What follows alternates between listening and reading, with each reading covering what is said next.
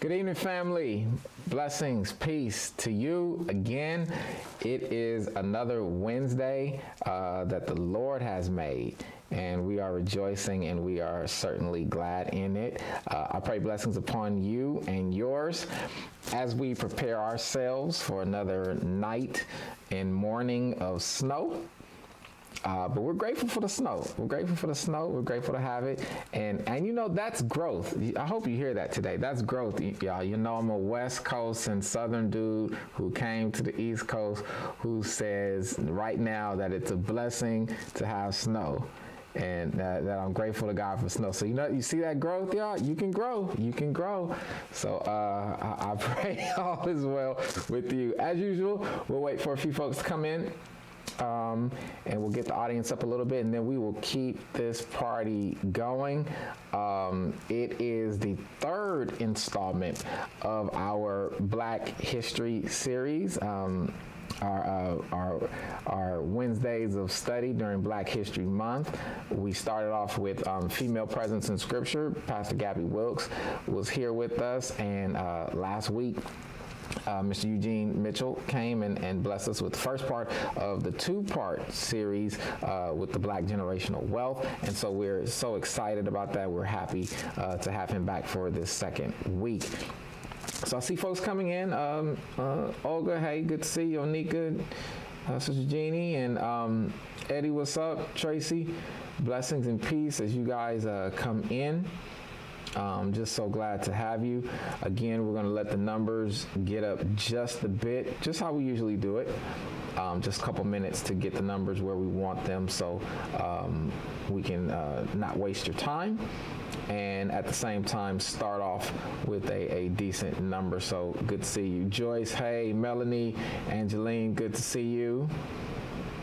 All right. Donna, hey, good evening to you as well. All right, so we're coming on in. Beverly, blessings to you. Hey, Gladys. All righty. And we pray that many of you, if you got the book, you've been able to kind of start reading it. And so we appreciate you, and we're looking forward to this. Miss Parthenia, Raphael. Hey, Joan, how are you? All right, we're almost there where we'll get this thing started. We'll get started around like 50 people or so. That's where we'll get this thing started at, so we don't waste a lot of time. Usually gets around to the hundreds, but we don't want to wait that long. Hey, Lola, Teresa, Vivica, Latinda, BK, Tony, Carol. Hey, good to see you guys. So glad you're with us. All right, so we're ready to get this party started. Hey, Carlette. All right, so let's have a word of prayer, and then we will introduce the man with the $50 billion plan, and we'll get this thing started. So grateful to God for that. Let's have a word of prayer. God, tonight we are so grateful for you.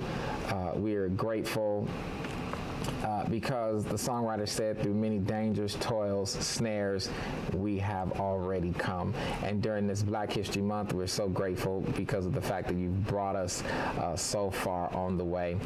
Guide us now as we continue to grow in our understanding of Scripture, grow as people, grow in terms of money management and wealth and finance. Guide our hearts so that we may be all you would have us to be. So we thank you. In all things we pray in Jesus' name. Amen. All right. Amen.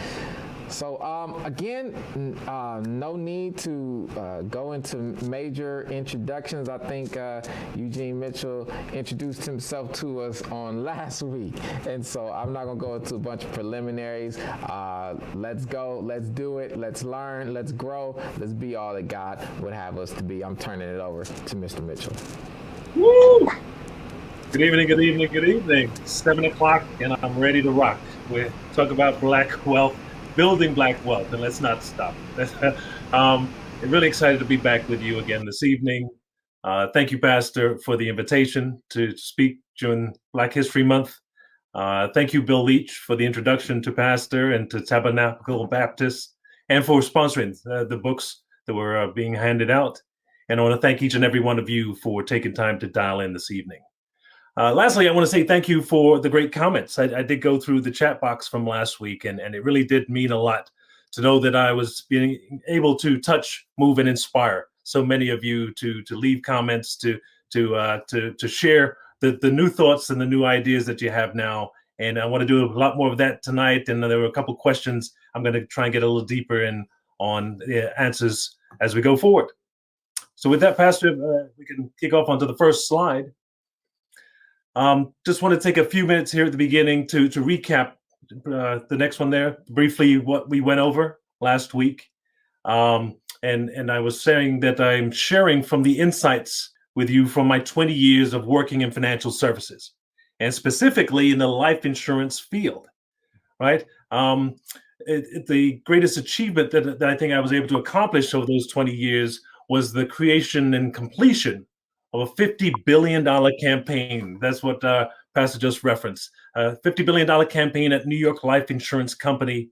It took us 6.5 years to complete it, and there I was leading 1,500 Black financial advisors and life insurance agents around the country. And really the intention was to provide knowledge. I know we say education. Sometimes I don't like the word education because it sounds like we're preaching, but I wanted to share knowledge because wisdom is knowledge applied. So we're providing knowledge to families about tools like life insurance and the way not to continue to use it like we have in the past. I touched on that last week. Sometimes we say we know what different financial tools are. I know what a stock is. I know what life insurance is.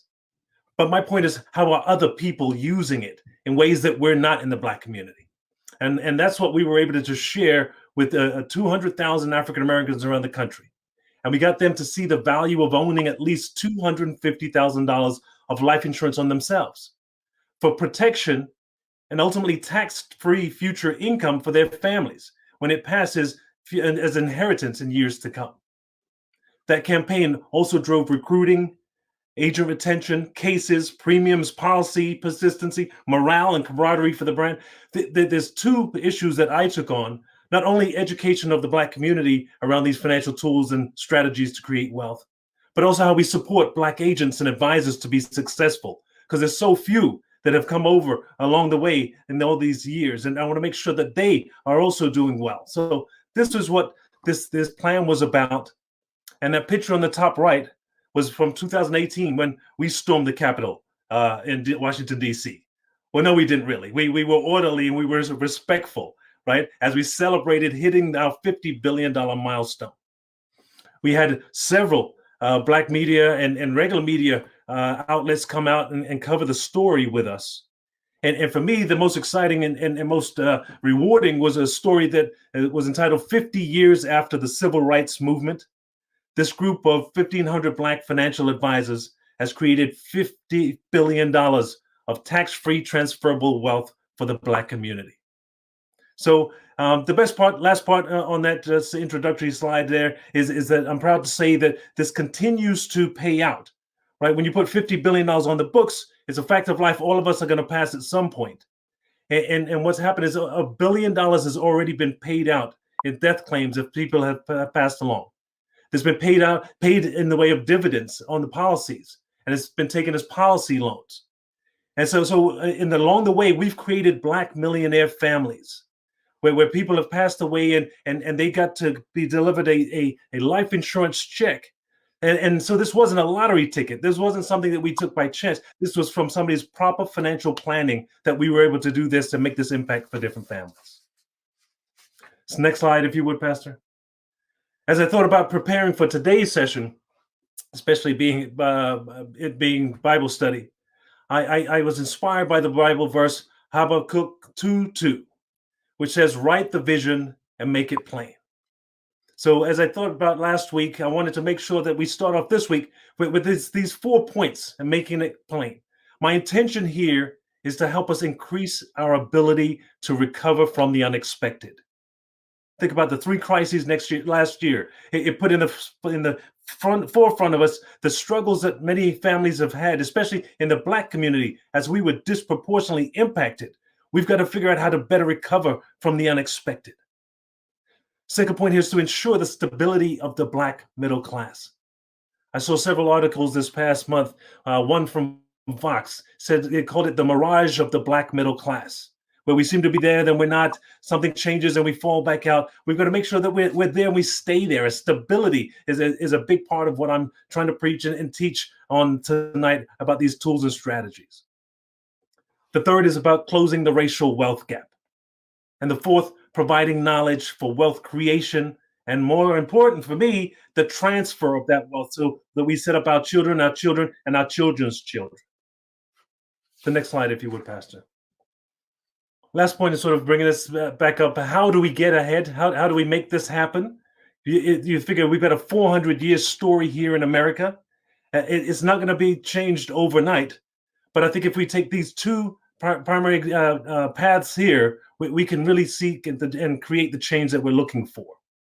The first on the left side is about fixing our historical contributors to the wealth gap, right? This is what governments and institutions need to do to make good on how they've, over 246 years, didn't allow Black folks to create wealth during slavery.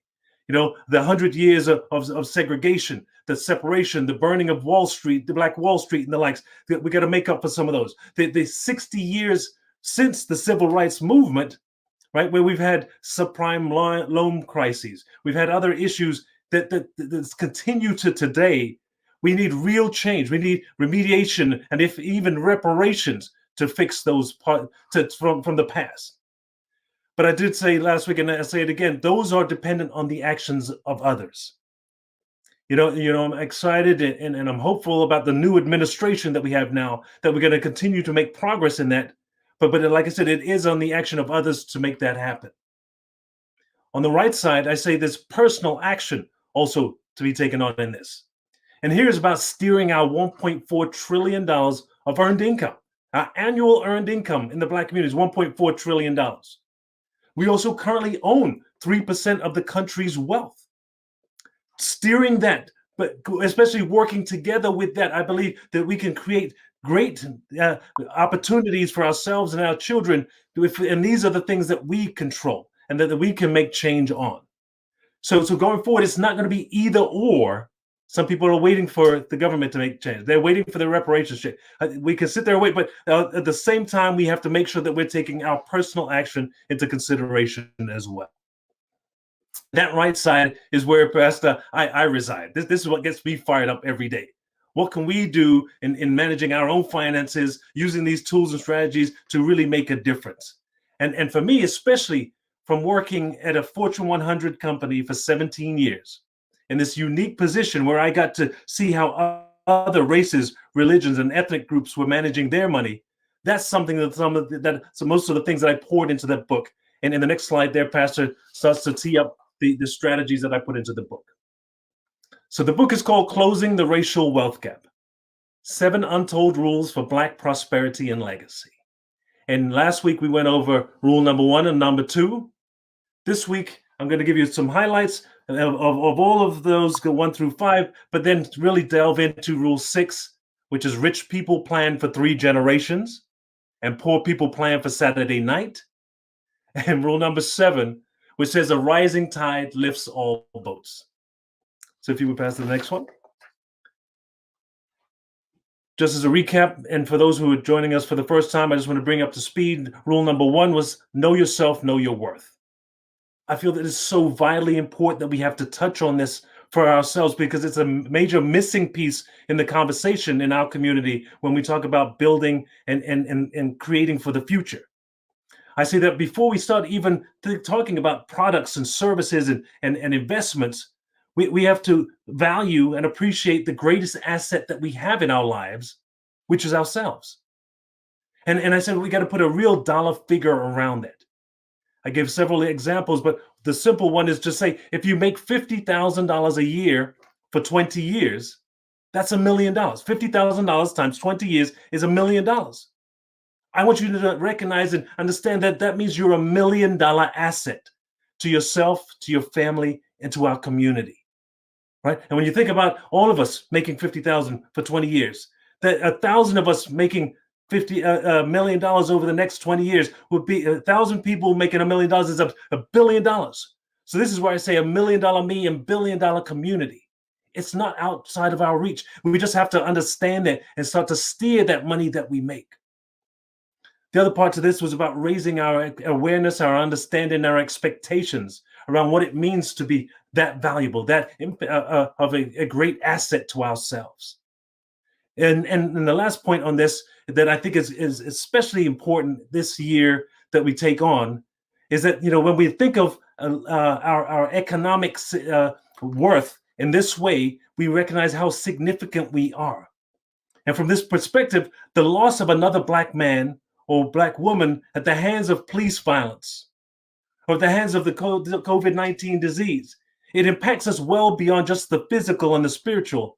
It impacts us economically as well. And now we've got a number that we can attach and associate with that. If you would pass the next slide.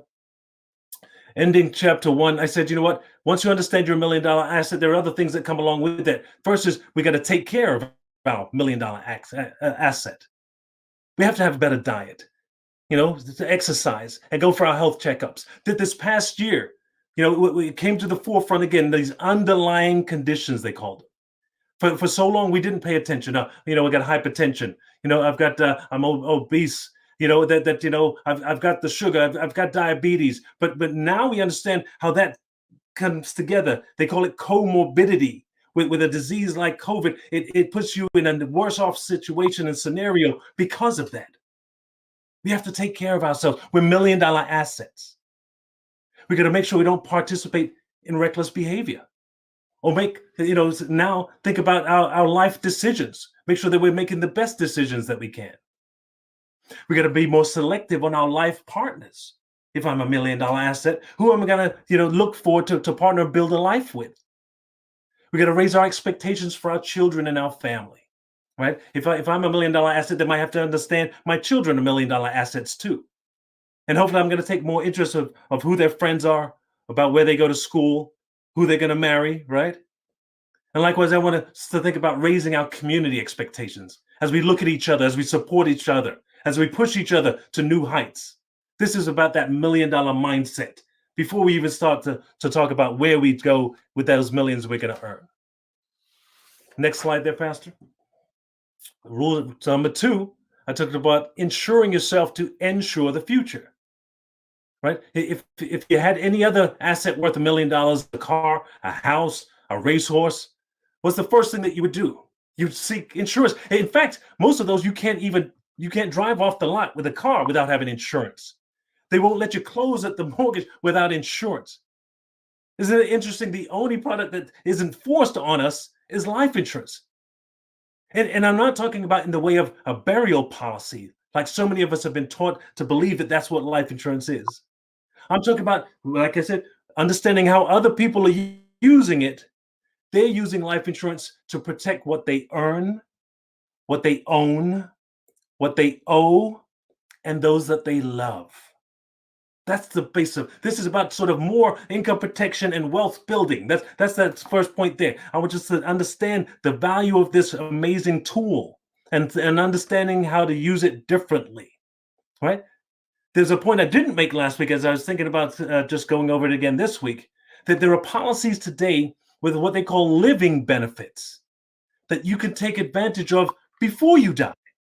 These are living benefits that you can benefit from. So if you can access that face amount, if it's $250,000 of life insurance, you can access that amount if you become chronically ill or critically ill or terminally ill. This is something that, especially when you talk about our underlying conditions and our family histories, if we may need to have some care in the future, then understanding that policies like these, like I said, those how other folks have built it and how they're using it for themselves, we have to understand that we can do that for ourselves too. So the last point on that, insure yourself to ensure the future, I gave an example. And this was an example of a person I believe used life insurance correctly in this new way of thinking.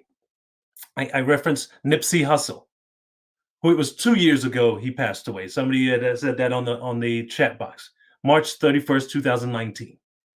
if you remember, there was all this sort of conspiracy theory and upset around who killed him and why, and there was lots of, for months, conversation about his music, his community activism, and they talked about his businesses. But I only saw 2 articles in all that time that you can read the headline here that talked about Nipsey Hussle's $1 million life insurance policy. What you should know about life insurance. Nipsey actually made sure to take out insurance to protect himself and his family in case something happened. And it did. And it didn't matter whether it was a term policy or a whole life policy. He had coverage in place that then provided for his family's home, their educations, retirement, and the business continuation. The pictures on the bottom left there came out in January of 2020, where his partner, Lauren London, had actually used, she had purchased a home in Los Angeles for $1.7 million. The clothing line Puma said that they wanted to continue to support his business brand, Hustle and Flow, the clothing line. And the question I asked, do you think all of those would have happened had he left them penniless or broke or passing the plate or dependent on GoFundMe? See, his children will do better, and I wholeheartedly believe this because they were set up to be better in life. And he didn't leave it to chance. He didn't rely on anybody else to take care of his family, right? His legacy will be intact, and he left his family on an honorable path for the future. Next slide there, Pastor. Rule number 3. We're not going to get into the details on this, but I just want to touch on it for you. Just as you get the book, just to know the level of information that I've poured in. Like I said, I want this to be a reference manual. This a lot of this is the things that I didn't learn growing up, didn't realize. We didn't have conversations at the dinner table in my family about money and wealth. But this is what I've learned along the way that we've been missing, and I've been putting it in. The top line here that inspired me is from Dr. Maya Angelou, who says, we do the best we can until we know better. But then when we know better, we have to do better. And so this chapter, I talk about, that many of us aren't planning to fail. The point is that we fail to plan. And we have 80 years or so of life to plan this out. 20 years of school, 40 years of working, and then 20 years to enjoy some type of retirement. What are you doing in that time? And so I put it in the context of what I call the Paramount wealth building principles. I said it last week. There's a building block process. You have to have a wealth foundation. And then on top of that, then you can start to accumulate. Then you can start to preserve it for retirement and then pass it on for when you pass on. Right? To jump into a Tesla stock or a GameStop stock doesn't make sense if you don't have all these other pieces in place. The book talks through and walks you through these parts of your financial life. I'm actually calling it your financial GPS. The other part to this is to understand that earnings alone aren't enough for you to acquire or create wealth. That's just your paycheck. That's just your stream of income that comes in. What it takes to create wealth is ownership of something, equity in something. You have to have investments and a property, and then create inheritance. That's how wealth transfer. Those are the building blocks and pillars of intergenerational wealth transfer. Then lastly, I touch on some common pitfalls and things that eradicate our wealth. So that's chapter 3, rule number 3. Rule number 4, there, Pastor, next slide. I talk about if you have a landlord and a Lexus, you have a problem. I say, did he just say that? I sure did. And I get challenged about it sometimes. People are upset. What do you mean? I have a landlord and a Lexus. But so where I'm going and want you to understand, I'm talking about a wealth mindset. If like I said in the beginning, understanding your value and your worth is about your mindset, about where you're putting your money is another way to understand the symbols of wealth versus what it takes to actually create wealth, right? You got to understand the difference between appreciating and depreciating assets, right? The car, the jewelry, the clothes, the bags, those are depreciating assets. And with that, I touched on it last week, that there's the ability to buy something and versus being the able to afford something. So just because I got a stimulus check or I got a tax return and I can afford to buy a $2,500 Louis Vuitton purse, does that mean that I can also afford to buy it? Because if I still have bills, if I don't have life insurance, if I don't have any of these building blocks to wealth, then truly I could not afford it for myself and my family. Second part to this chapter, I talk about spending guidelines and managing our cash flow. Pastor, I'd heard along the way, of course, we're supposed to put 10% into our tithing. We put 3% to 5% into your 401k. The bank says, if you put up to 30, maybe 32% of your income into your home, will allow you to put it into your mortgage. But I always wonder, well, what are you supposed to do with the rest of it? So in this chapter, I talk about guidelines and appropriate allocation of our money. Right? If your child is working at the mall, making $250 a week, does it make sense to buy a $600 Gucci belt? There's got to be some kind of reconciling, or some kind of understanding of what makes sense, and also how others are spending and allocating theirs. Great line at the bottom here. I like the wealthy teach their children how to acquire. The rich teach their children how to sell, and the poor teach their children how to buy. You got acquiring, selling, and buying. Powerful chapter. Next slide there, please, Pastor. Rule number 5. And this one here, I say, it's not what you make, it's what you keep. And how long you keep it for, and what you're able to do with it. For me, this is crucially important for us to understand and to learn in teaching our children who are bombarded every day with social media and reality TV, seeing what the athletes and the entertainers are encouraging them to do. So many of them just sort of lose it, blow it, are not accumulating for the long term, not impacting significantly. In the chapter, I go through new money versus old money. New money acts very differently from old money. Those who've had it for generations, those who have had it for years. I also, one of my executive coaching classes received a lifestyle activity chart.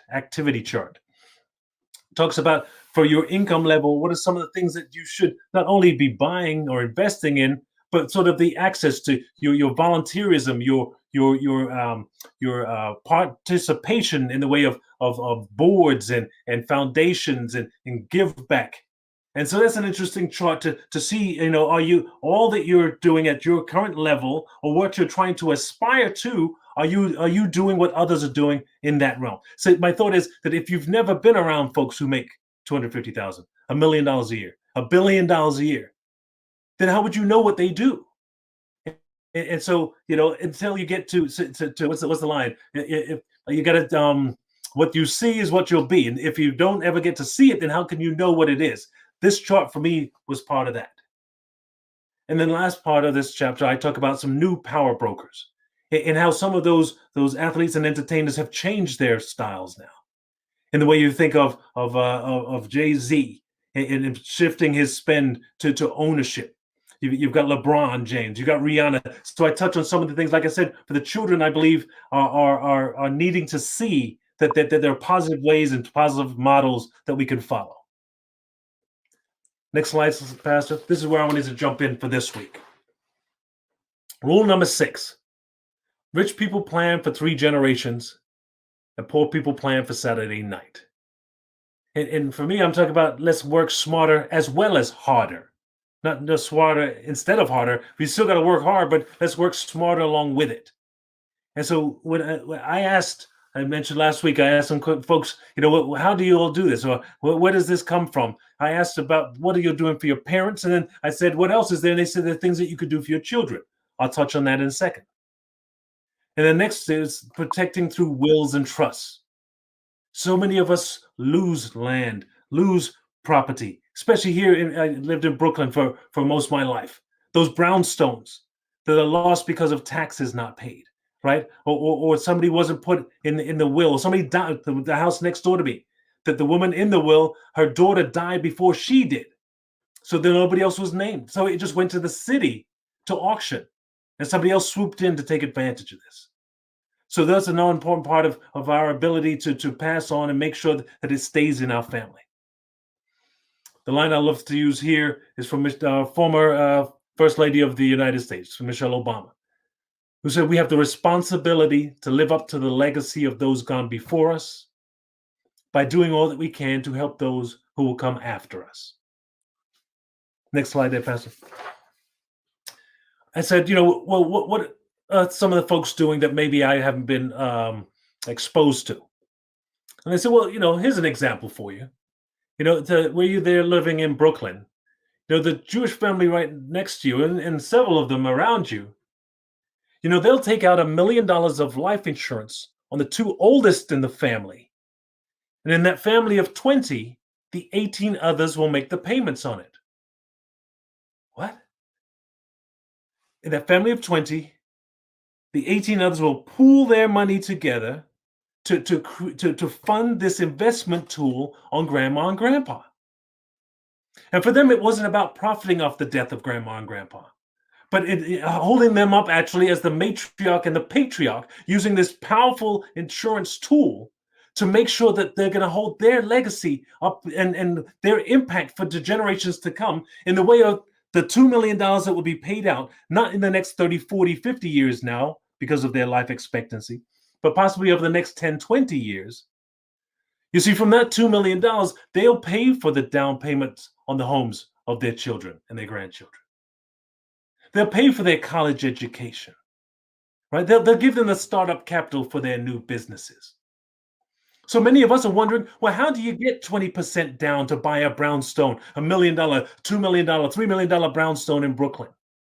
But when you have lump sum infusions coming in over the next 10, 20 years, you can afford to do that over and over, right? Imagine coming out of school with no student loans, right? And able to start your own business because the family will finance it for you. These are some of the things that I realize other communities are doing that we've not been exposed to, right? The fun part to this is where me and my sister went to our parents and said, like the Jewish family in Brooklyn, we want to take out a life insurance policy on your life. And so you can imagine that they, where we were serious, that they first laughed and then they got really concerned and started changing the locks on the doors and not returning our phone calls. No, I'm serious. But it took a while for them to understand and appreciate from where I was coming with this. And it wasn't about us trying to, we're trying to take care of you. We want to make sure that you live great, long lives. But we also want to help you do something more impactful for your children, your grandchildren, and your great-grand. Me and my sister are doing okay for ourselves. How about you leave something for them like these other folks are doing? And so likewise, they said, well, you know what, that's okay. You could take out a policy on us, but you two make the payments on it. So what we ended up doing was taking out a $500,000 life insurance policy. They call it second to die. So both of them have to pass before we receive the money. It also makes it less expensive. $500,000 costs us $300 a month. So me and my sister split that, $150 each. And so my question is, Pastor, what else in America can you spend $150 to get a guaranteed $500,000 at some point in the future? That's how we can start to really create change. You talk about creating generational wealth where there wasn't any before. It's about funding your own inheritance, right? This is the power. Like I said, once we start to understand the tools and how others are using it, that we can take on for ourselves. So that was the generation above me. Remember last week they told me at New York Life when I finished this leadership development program, they wanted to take out a $2.5 million life insurance policy on my life to benefit them, their retirement fund. I said, how did you come to it? They said, well, you're making $100,000 a year. We expect you to work here another 25 years. That's $2.5 million. That's the value they gave me. So eventually I took that much insurance out on myself. So now I've got a $2.5 million policy in place for myself. We've got a $500,000 policy on my parents. The next slide there, Pastor, I talk about, well, tell me what else are they doing? They talk about, what about insuring your children? For them, this was about providing the wings of financial freedom, right? Helping make sure that they don't get into debt, right? How they avoid debt. Think about it. For years, I spent $350 on my student loan, right? $350 a month for 12 months was $4,200 a year. I paid that for years. That was on $60,000. I know people have hundreds of thousands of dollars. I can only imagine how far back that sets them. The idea that they had, and what I ended up doing with my children, was to take out a $250,000 life insurance policy on the baby, right? And the illustration that they showed me, I was only going to have to pay for 20 years because she's so young and you start paying early. It actually ends up paying for itself after this 20-year time frame. So they pay $140 a month for 20 years. And the illustration, this is one of these whole life policies, is such that by the time she's 18 years old, there's $25,000 built up in the cash value. By the time she's 35, there's $60,000 in it. By the time she's ready to retire, there's $750,000 built up in the savings in the cash value in that policy that if I could choose to gift to her at some point in the future. Remember, I only paid for 20 years, so it's going to pay for itself and continue to appreciate in value. That's something that she can borrow from to supplement her retirement if she waits to 65, that she can use for a down payment for a home.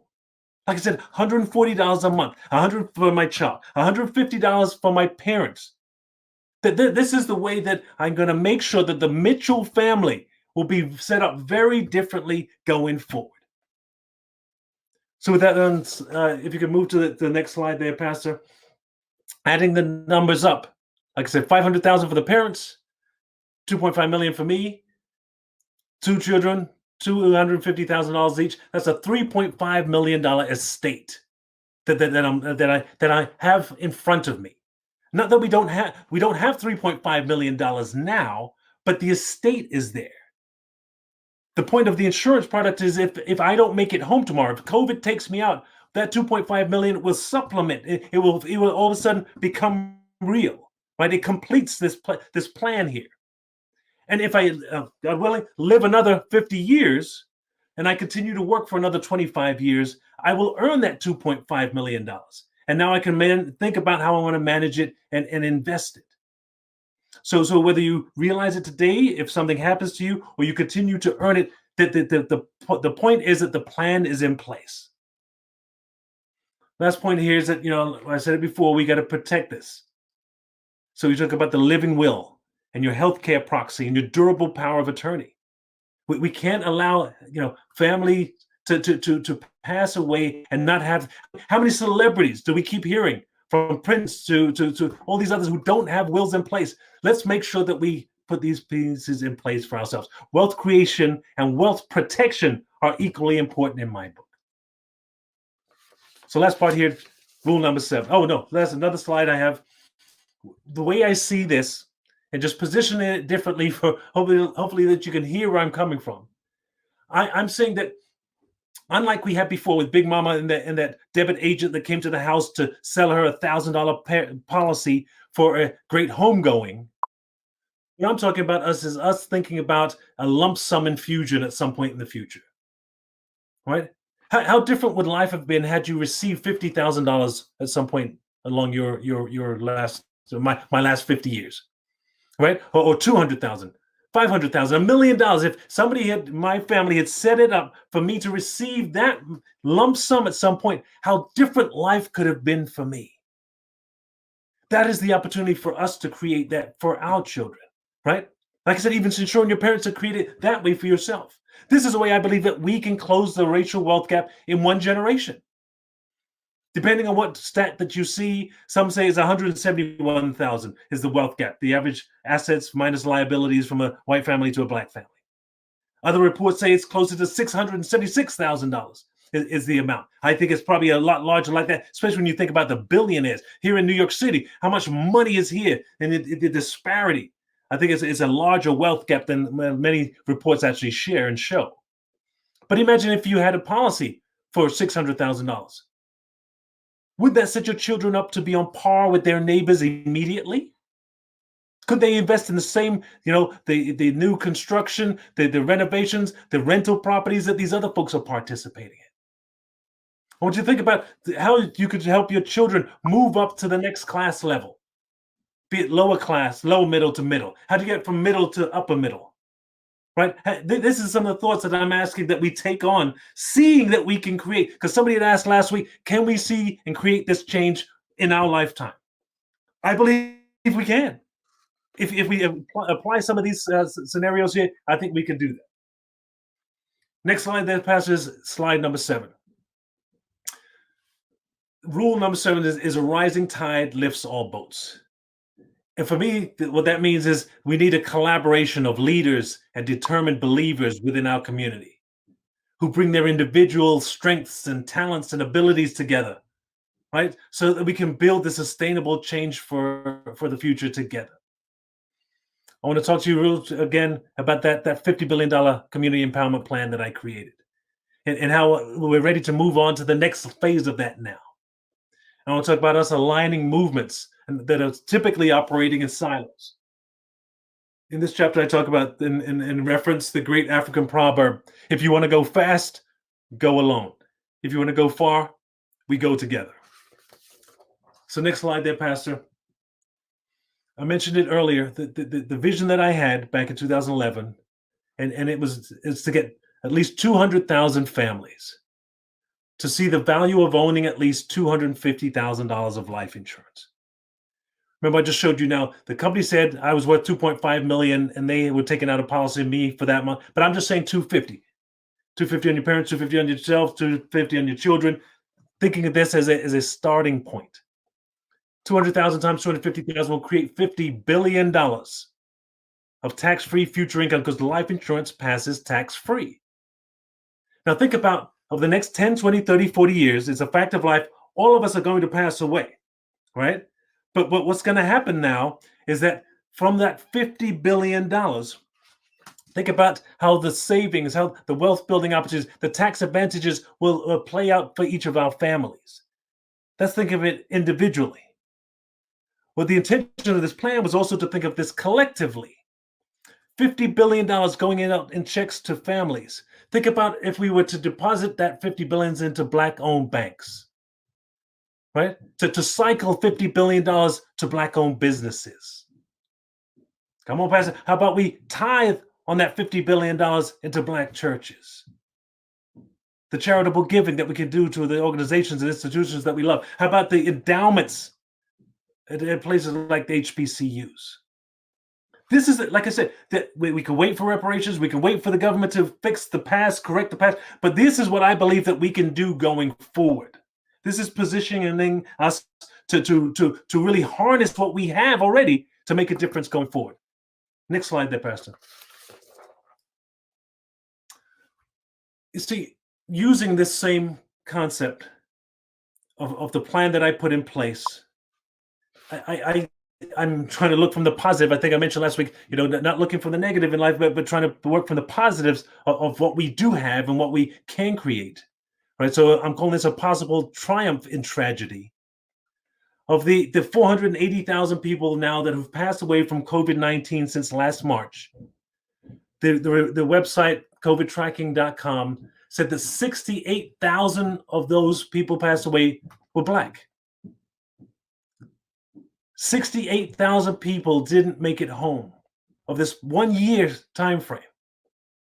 And so for applying that vision and that mission and that movement I created at New York Life, if 68,000 people would have had at least $250,000 of life insurance, that would have created $17 billion in 1 year for those families. What couldn't the friends, the families, and businesses of 68,000 people do with $17 billion? You want to talk about changing our neighborhoods, changing the destiny of our community? But here's the sad part in this. Wall Street Journal, 2 months ago, came out, it was a few months ago now, came out with an article saying those dying from COVID-19 are least likely to own life insurance. And of course, we know many of those were Black and brown folks. And so actually the insurance companies were revising down their expected payout numbers because the people dying didn't have it. This falls on us. These are things that I believe we could do for ourselves. When years past, we talk about, or even now, what we're excluded from, what we're not allowed to participate in to create wealth for ourselves and families. Here's a product and a tool that there are no limits now. We can have as much as your income, your health, and your age allows you to buy.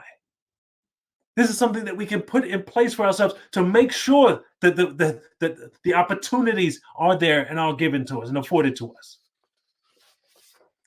Last slide here. I talk about aligning movements.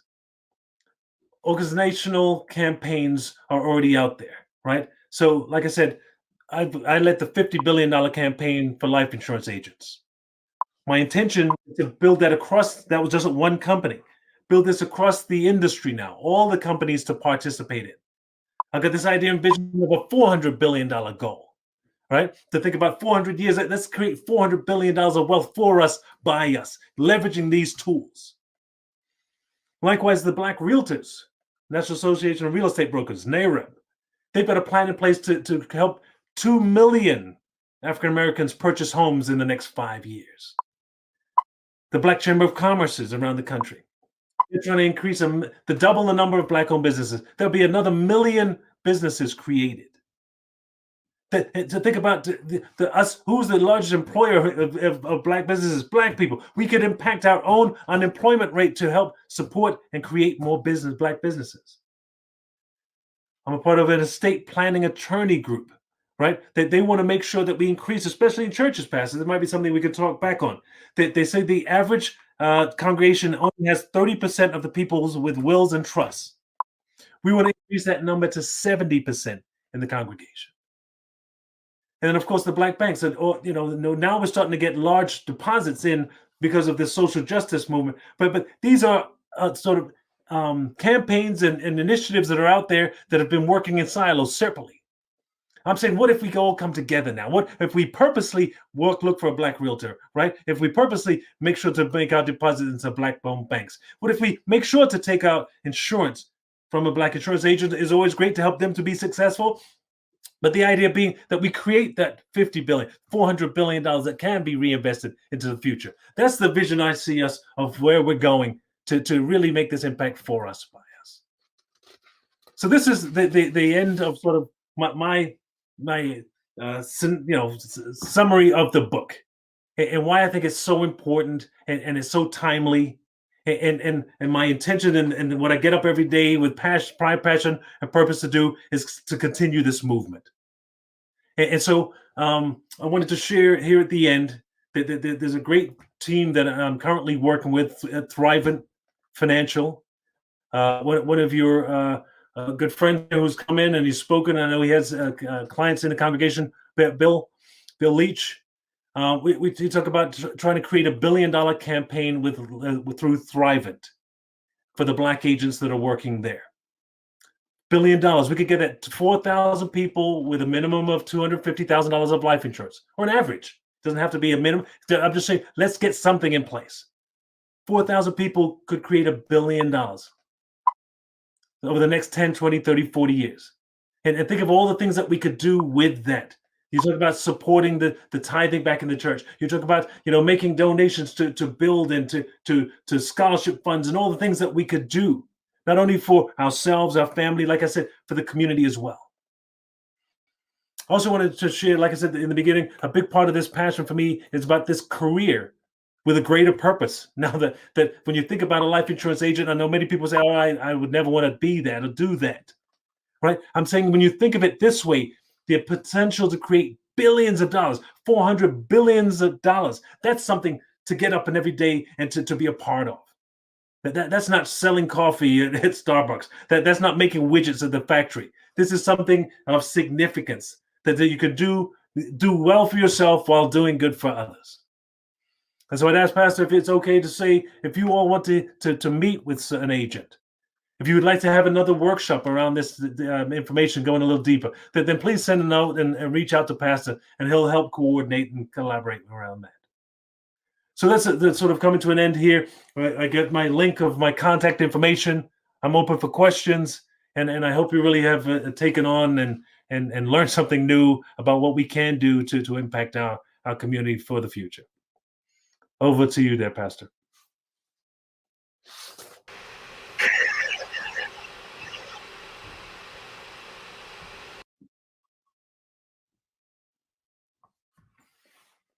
Again. All right, there we go. Wow, that is some stuff right there, man. That is some stuff right there, and I want everyone to be clear. I have seen people for years use these kinds of tools.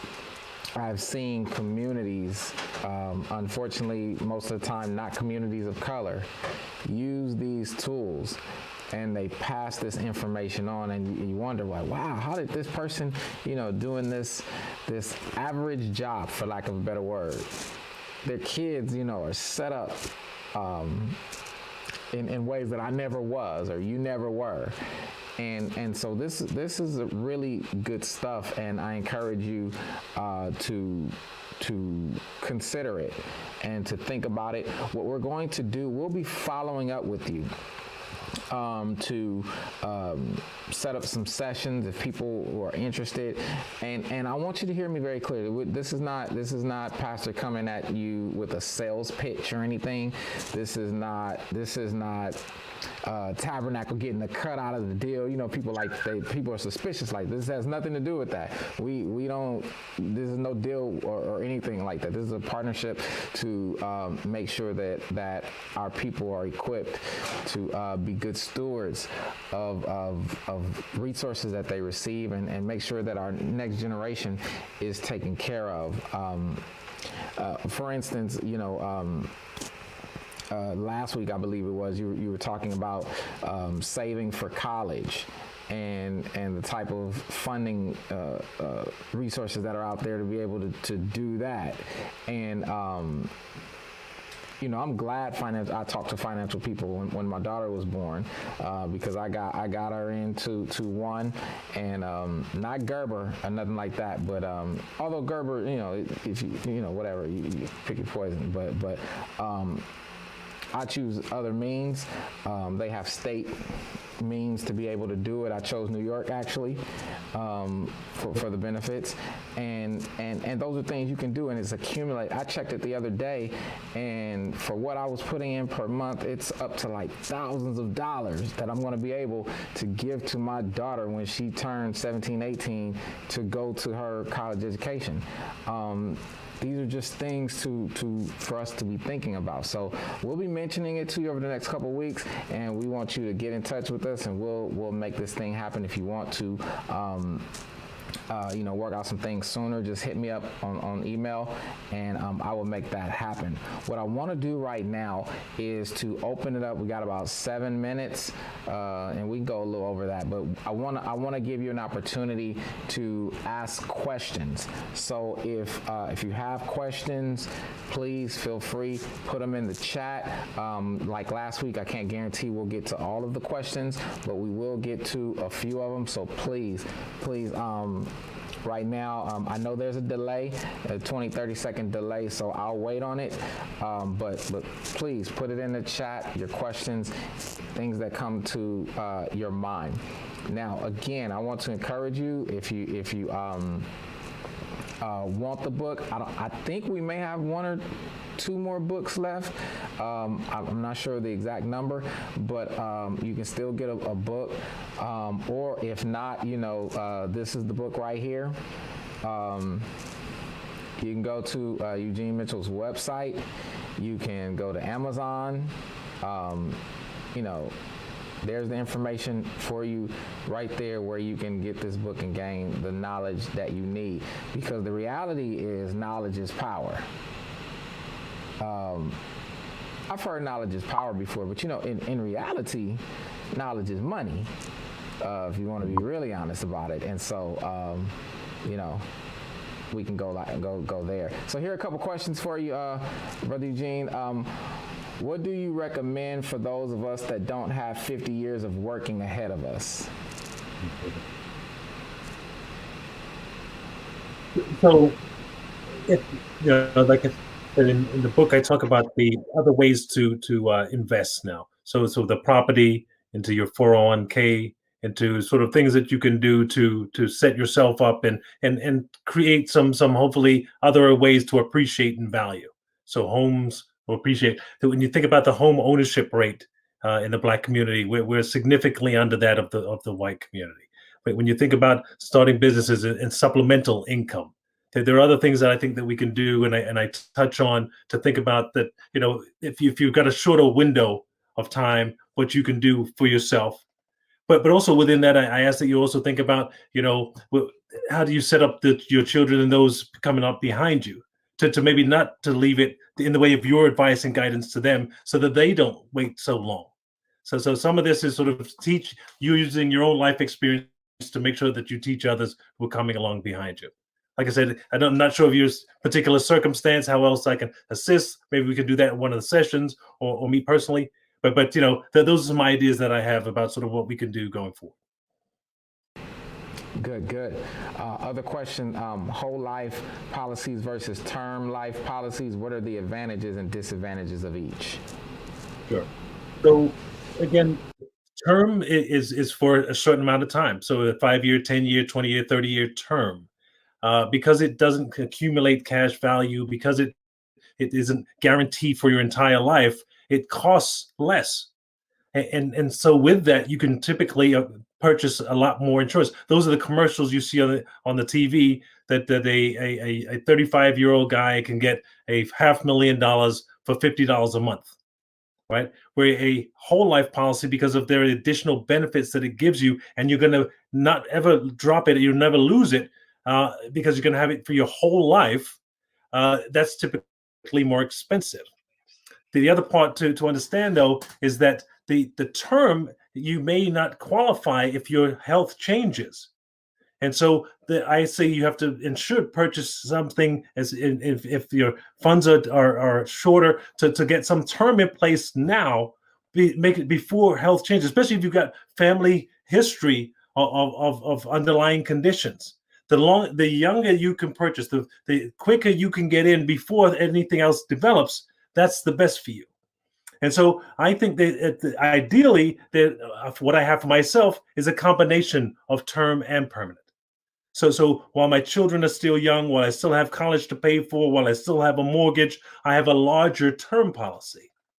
But like I said, my intention is to live long and to hopefully outlive all that term, and but I still want to pass something on to my children. So I do have some whole life that will guarantee to stay my entire life and to pay out at some point in the future. And I think I mentioned last week, some of those, it's not the either or. I have issues on when people say only buy term and invest the difference. Because I think in our community, we typically don't invest the difference, right? And or we say, I only want whole life insurance. But typically that the cost of whole life makes it only a small policy. So we buy $50,000, $100,000. But that's not, I think, significant. That's not a way to create, a real massive infusion of cash that will set our children and our children's children up to the next level. So some thoughts I have around those two. Yeah, that's good stuff as well. Just for those of you who want to know, I practice these principles myself. I have both term and whole life. And I think it really works for my family. And so I pray that you would consider that as well.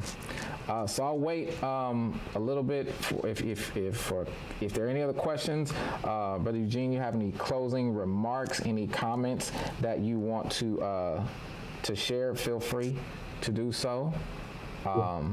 Anything you'd like to say? The floor is yours. Thank you for the opportunity to share, Pastor. I thank you for sharing your own personal experience and ownership of some of these ideas and tools, and we bring it to the congregation. I think this is how we're going to really empower one another and support each other into the future. So, kudos to you. Thank you for the opportunity. Thank you, like I said, to Bill for bringing me in to meet you, to conference, and to pass out the book for members, and I'm available through the email there, and I would love to come back at some point in the future if we can do this again and continue the dialogue. So thank you. All right. God bless you. Listen, family, thank you for joining us for our third week of this wonderful Black History Month series. I pray that you were helped. I pray that you were informed.